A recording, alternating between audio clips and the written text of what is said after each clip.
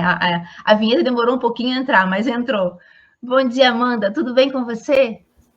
Bom dia, tudo bom? Prazer estar aqui novamente com a Rosângela no Portal Desacato, onde a gente tem uma mídia independente, né? Fora do eixo ali, Rio-São Paulo. Então, é sempre muito, muito bom falar para esse povo que resiste, né? As grandes mídias. Então, bom dia a todas as pessoas que estão nos acompanhando. Bom dia, Amanda. Gente, a Amanda, ela tem um currículo lindo.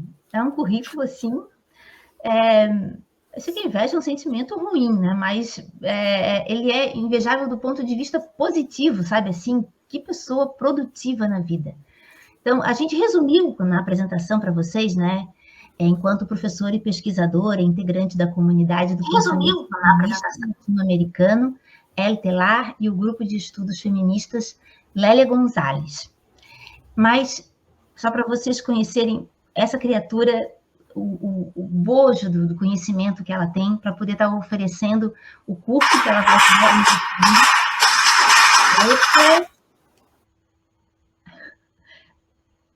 Vamos lá, então. Então, deixa eu apresentar para vocês. A Amanda, ela é pesquisadora e professora da Universidade Federal do Rio Grande, a FURG. Ela realizou o estágio de pós-doutorado em estudos feministas pela Universidade Autônoma Metropolitan do México, doutora e mestre pela Universidade do Vale dos Rios dos Sinos, a Unicinos. Ela realizou parte do seu doutorado pela Universidade de Antropologia da Universidade Autônoma Metropolitana do México, graduada em História e Pedagogia, trabalhou no Ministério da Educação e na Organização das Nações Unidas para a Educação, Ciência e Cultura, a ONU, Unesco, professora da comunidade em universidades brasileiras latino-americanas, integra a comunidade de pensamento feminista latino-americana El Telar e o grupo de estudos feministas Lélia Gonzalez. Então, com todo esse currículo, ela é a ministrante, né, do curso Educação Feminista para o Bem Viver, que o grupo Lélia Gonzalez vai estar ministrando essa semana. E eu queria que tem o objetivo do curso, né, é discutir a realização de uma educação feminista em espaços formais e não formais, relacionando as teorias desenvolvidas pelos estudos feministas para a liberdade, autonomia e dignidade das mulheres para uma vida livre de violências. Amanda, você como uma profunda conhecedora dos feminismos, né? Principalmente esses que existem no nosso território latino-americano e no Caribe, por que vocês chegaram à conclusão de que era necessário falar desse feminismo que nos mantém dignas, vivas e realizadas enquanto mulheres, né? Porque eu acho que essa é a grande questão. Não nos basta apenas sobreviver, agora a gente quer viver plenamente. Então, Rosângela, obrigada aí pelo convite mais uma vez. E a gente trabalha muito mesmo. Assim, quando as pessoas leem o meu currículo, realmente a gente trabalha, né? Mas por que a gente precisa, de novo, né, mais uma vez, falar disso, uma vez que o feminismo hoje ele está numa vitrine, né? Com as redes se impulsionou muito o feminismo, e a maioria das pessoas, as mulheres, se dizem feministas, sem saber muito bem o que é isso. Então, nossa pauta dessa semana vai ser falar sobre o feminismo para o bem viver das mulheres, mas também para o bem viver de todas as pessoas. A Bell Hooks tem um livro lindo chamado Feminismo é para todo mundo, e eu digo sempre que o feminismo ele é bom para as mulheres, mas ele é bom também para a sociedade, ele é bom para todas as pessoas. Então, por isso a gente insiste nós insistimos teoricamente, metodologicamente, de falar sobre o feminismo, para uma vida plena das mulheres, uma vida sem violência. A gente sabe que isso é super utópico num país em que a cada 6 horas uma mulher está sendo morta. Todos os dados de violência da mulher no Brasil são altíssimos e eles vêm em escalada, como mostra o mapa da desigualdade, mapa das violências do IPEA. Então, é um tema que realmente a gente precisa sempre falar, e acho que também, como você falou, que vai entrar um jornalista falando sobre a questão das masculinidades tóxicas, né? Com a série, a nova série aí dos streams falando sobre a adolescência, vai mostrar, não assisti ainda, mas pretendo maratonar, e que vai mostrar o quanto essas masculinidades fazem mal ao fim e ao cabo para todo mundo, né? Não é bom. Obviamente que atinge o corpo da mulher, a mulher é vítima disso, mas não é algo que seja bom. Então, portanto, a gente precisa conhecer para combater. Ninguém combate o que não conhece. Então, a gente precisa conhecer isso, e isso é uma questão assim muito urgente. E falar do feminismo latino-americano do Caribe é falar de um feminismo também distinto, né? A gente sabe que hoje nós temos muitos feminismos, muitos grupos, muitas pautas, mas a pauta da América Latina e do Caribe é falar de um continente desigual, profundamente desigual. A gente pode até botar a Gringolândia aí junto, que também é um país com muitas desigualdades, né, sociais. Então, basicamente, nós somos um continente muito desigual, e que isso desfavorece os grupos ditos minoritários, onde está aí onde estamos nós, as mulheres. Eu vou até compartilhar aqui com a nossa audiência, Amanda, a plataforma, o grupo Lélia Gonzalez, né, e esse curso maravilhoso aí, justamente no mês, né, no mês em que a gente coloca nas ruas as lutas aí das mulheres no Dia Internacional, né, das Mulheres. Então, tá aqui na plataforma do Simpla, tem todos os detalhes, a forma de se inscrever. O curso vai ser aqui nos dias 26, 27 e 28 de março. Sobre essa questão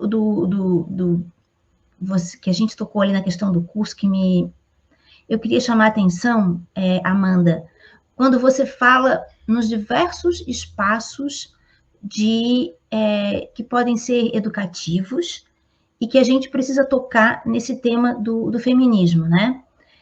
Nos espaços formais e não formais, né? Porque aqui a gente tem um curso, né? Um espaço formal. A gente tem, por exemplo, as nossas vereadoras que fazem o combate nas câmaras, nas assembleias, são espaços formais. Mas esse assunto, ele começa dentro, no núcleo básico, assim, ó, no núcleo teu básico de relacionamento. Sempre vai transpassar, em algum momento, uma conversa com o teu melhor amigo, com o teu companheiro, com o teu namorado, com o teu filho, com a tua filha. E aí tá, eu acho que o começo de tudo, assim, se nós mulheres, né, eu queria que você falasse sobre esse pequeno núcleo que é invisível, mas que é essencial, que é a sementinha de onde começa tudo, né? Sim, eu digo sempre nas minhas aulas que a educação ela não acontece só na escola, na universidade, e nos ambientes formais de ensino. A educação, ela perpassa isso, e quem diz isso não sou eu, é o Carlos Rodrigues Brandão, que nos deixou há pouco tempo, né? 2 anos, e está fazendo muita falta. Mas o Brandão tem um livro pequeno da coleção Primeiros Passos, que ele responde a pergunta: o que é educação? E ele vai dizer isso, né? Educação é feito em muitos espaços, né? Se não em todos os espaços da sociedade. Então, a educação é feita nos espaços formais, né, nas escolas, mas também ele é feito no cotidiano das nossas vidas, né? Tá aí a internet nos mostrando o como pode chegar até nós um novo veículo de informação e muitas vezes desinformação também, infelizmente, e o quanto ele nos ensina. Ensina tudo, né? Ah, eu tô doente, vamos lá, vamos tomar tal chá, tal remédio, tal não sei o quê. E eu tenho dito muito isso pro meu filho, quando ele me diz alguma coisa, eu pergunto: qual a fonte, meu filho? Por favor, qual é a fonte? E ele só tem 13 anos, mas isso é pedagógico, sabe? Numa época de fake news, qual a fonte que você tirou essa informação? Porque nas redes também todo mundo fala muito, mas todo mundo fala muito sem nenhum conhecimento sobre aquilo que está falando, né? Também. Então, a religião ensina, o Estado ensina, a cultura ensina, e não por acaso ela é tão atacada pela extrema-direita, né? Eles têm todo esse problema aí acho que todas as expressões artísticas, né? Não vejo uma que não seja atacada por eles, mas isso é importante da gente entender, e às vezes sabe que eu estou fazendo alguma palestra em algum lugar e recorrente me vem a pergunta seguinte: olha, não são as mulheres que ensinam as crianças em casa? Então, o problema das mulheres não seriam as próprias... Olha que absurdo a gente tem que escutar. O problema não seria as próprias mulheres que então não sabem educar os seus filhos, ou não querem, ou sei lá. E é impressionante como essa pergunta, ela é assim uma pergunta muito, muito recorrente, para não dizer que quase sempre, eu vou dizer muito recorrente, né? E aí a minha resposta é sempre muito enfática em dizer que nós não educamos sozinha. Eu não educo meu filho sozinha. Eu educo junto com a escola, junto com a família, que não é só eu, eu, é o pai, as avós, os tios, os amigos ensinam, as redes ensinam, a religião ensina, a cultura ensina. Então, nós estamos sendo literalmente sempre bombardeados com muita educação, né? Podemos botar entre aspas. Então, obviamente que uma mãe feminista e uma mãe forte vai ser transformador, e eu não estou dizendo que não é, né? Estou dizendo que sim, mas nós não estamos sozinhas numa ilha, né, deserta, criando ali algumas crianças sozinhas, isoladas. Então, esses ensinamentos que algumas vezes vêm através das piadas, né? Como as piadas ensinam os lugares sociais de cada pessoa. Então, a gente está nesse momento com o nosso filho aqui tentando ajustar isso, porque ele vem com piadas que são piadas contra as mulheres, que vão colocar as mulheres numa posição de subalternidade, e Isso é inaceitável. Mas veja como vem sutilmente essas formas múltiplas de educação e que vai ensinando. E que muitas vezes essas educações, por serem uma piada, né, um vídeo engraçado, então vai passando desapercebido, mas isso também efetivamente está educando e formando uma sociedade. E, ao que tudo indica, está formando mal, né? Porque nós estamos num mundo bem doente e violento, sobretudo com as ditas minorias, né? São as mulheres, as populações negras, as populações indígenas, as populações periféricas e as populações do grande grupo LGBT. Então, isso realmente precisa ser combatido todos os dias. Isso se faz de muitas formas, incluindo uma educação feminista, uma educação que ensine que nós precisamos construir um mundo em que caibam todos os mundos. Né? Nós precisamos ter um mundo que caibam os animais, a natureza, as florestas, a árvore, as mulheres. Quer dizer, todo mundo tem que, os movimentos sociais precisam ser respeitados e, portanto, caber, né, nessa sociedade. Então, é um pouco sobre isso que nós falamos nesse curso. E você veio do grupo, até puxei o meu livro, porque eu queria que, para quem não conhece ainda a obra de Lélia Gonzalez, ela é incrível, maravilhosa, e a Amanda vem de um grupo que tem o nome dela, né? Então, é muito significativo. E eu queria que para a gente, vou voltar aqui, colocar aqui de novo a divulgação do curso, porque, Amanda, esse recorte que você fala do feminismo, né, que a Lélia diz que é um feminismo afro-latino-americano, que é esse recorte, né, da nossa América Latina e Caribe, que tem essa questão profunda do antirracismo e do pensamento anti, né, nós que queremos, né, anti-LGBT fóbico, né, principalmente anti-misógino.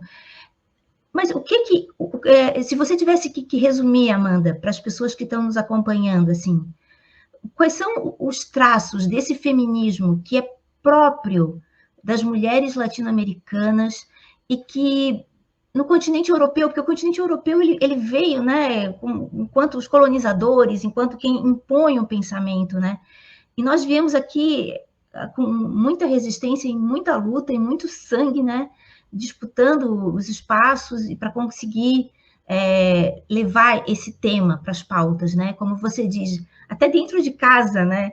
E hoje, depois de eu que tenho filhas já que já são mulheres, vale a pena fazer esse confronto e essa questão cotidiana e diária, porque hoje elas me dizem, mãe, hoje eu entendo por que você era aquela pessoa que tocava nesse assunto.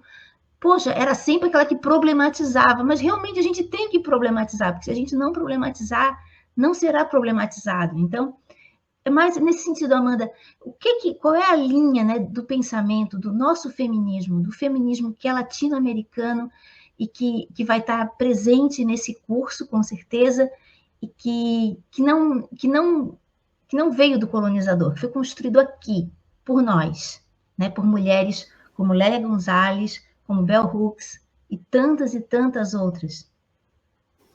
Eu estava até pensando, você puxou um livro, eu estava pensando num livro, mas agora eu teria que. Demoraria para encontrar ele ali.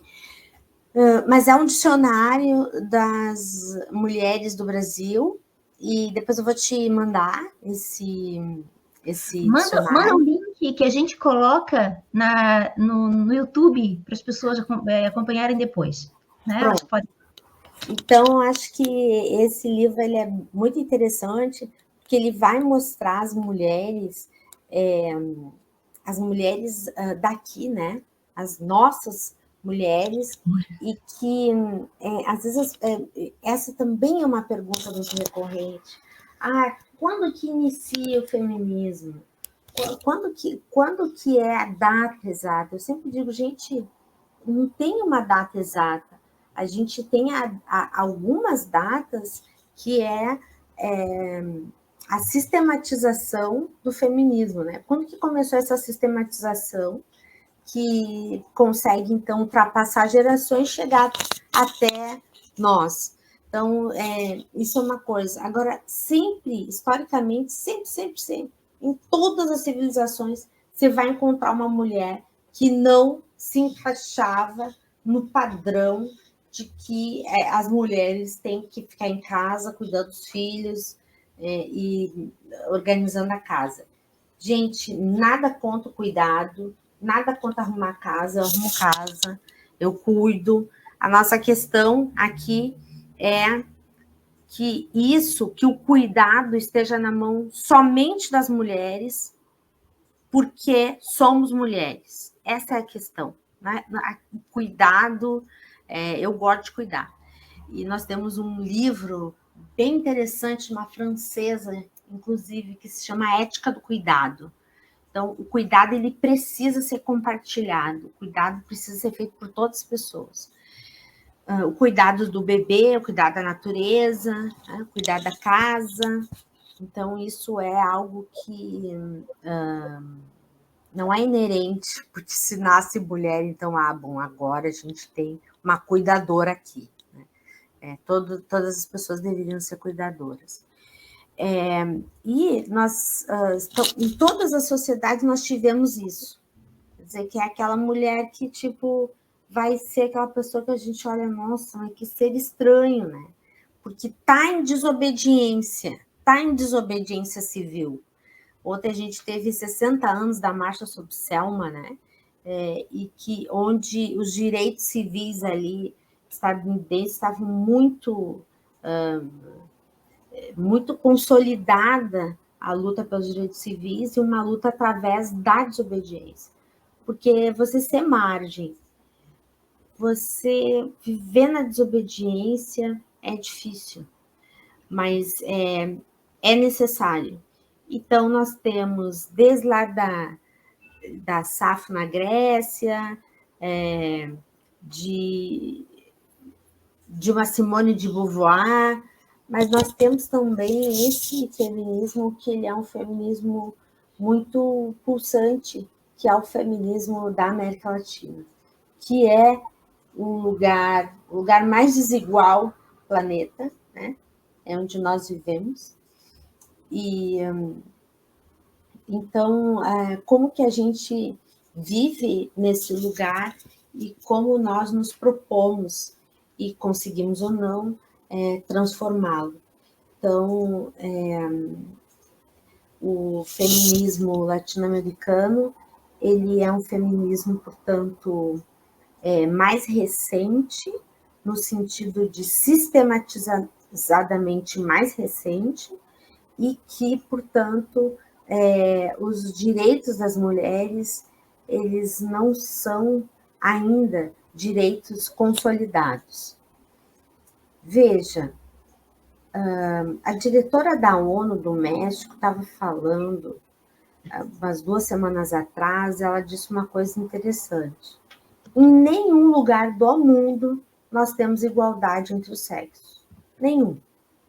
E ela diz isso muito bem dito. Eliette Safiotti, que é uma feminista brasileira, também diz isso. Que ela diz até no tom de ironia, né, que é uma forma de ser muito feminista. Ela disse que o patriarcado passa bem em todos os lugares que tem a civilização aí das pessoas. Então, o feminismo, então, está para a gente tentar conseguir isso. Podemos dizer que uma parte significativa da Europa, que você trouxe, né, como uma pergunta, conseguiu algumas coisas importantes, né, como a interrupção voluntária da gravidez, como algumas pautas, mas não são ainda, não é tão pouco um continente que tu diga, não, aqui realmente a gente tem uma super igualdade entre os sexos. Não. O mundo é desigual com as mulheres. Isso é um ponto importante. Então, se na Europa nós já temos uma desigualdade, se você vem para um continente que foi duramente saqueado pelos invasores, você vai ter um feminismo que precisa ser muito mais aguerrido, né? Porque nós estamos num lugar muito desigual e onde pautas que em outros lugares já estão sendo conquistadas, no Brasil a gente ainda nós estamos longe ainda, muito longe. Provavelmente eu não vá ver em vida alguns direitos básicos que as mulheres deveriam ter e que na América Latina, principalmente no Brasil, aliás, acho que isso é muito importante ser dito. A extrema-direita deixou os movimentos sociais em frangalhos, destroçou as lutas dos movimentos. E as mulheres, né, aí estão. Então, é sobre isso, né, é sobre um feminismo que é feito num cotidiano ordinário, que é um conceito de Ivone Gebari, que eu utilizo muito esse conceito. Ela vai dizer que esse cotidiano ordinário das mulheres latino-americanas e do Caribe é um cotidiano ordinário, esse ordinário que tem um duplo sentido, né?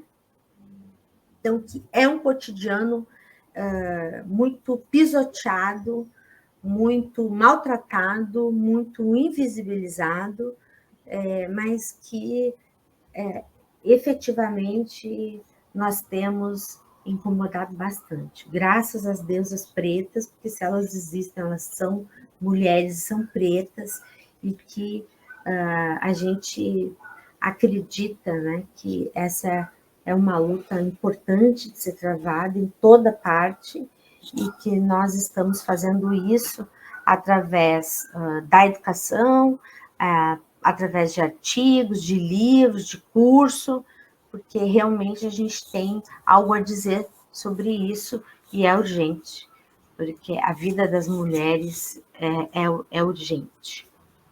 Exato.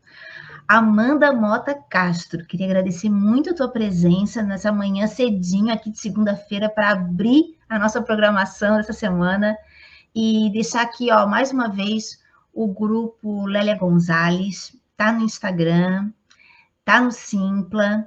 Se você quer saber mais detalhes sobre o curso, entre lá na plataforma e as aulas, gente, serão gravadas, serão transmitidas via Zoom, tem certificado, ficam gravadas por 7 dias, e a gente tem uma parceria histórica, então o grupo Lélia Gonzalez, a gente vai estar aí sempre divulgando as próximas pautas que o grupo vai estar colocando na agenda, né, Amanda?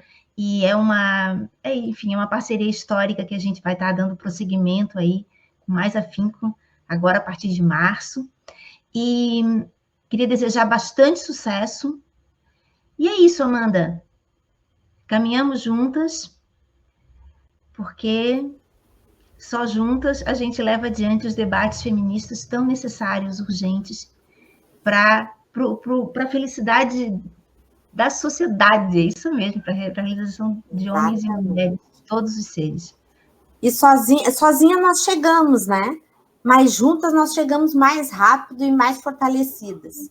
Exato. Então, muito obrigada aí, Santa Catarina, muito obrigada, Portal Desacato, por sempre estar nessa parceria desde o início do grupo Lélia Gonzalez. O portal sempre disse, não, a gente vai estar junto nessa caminhada.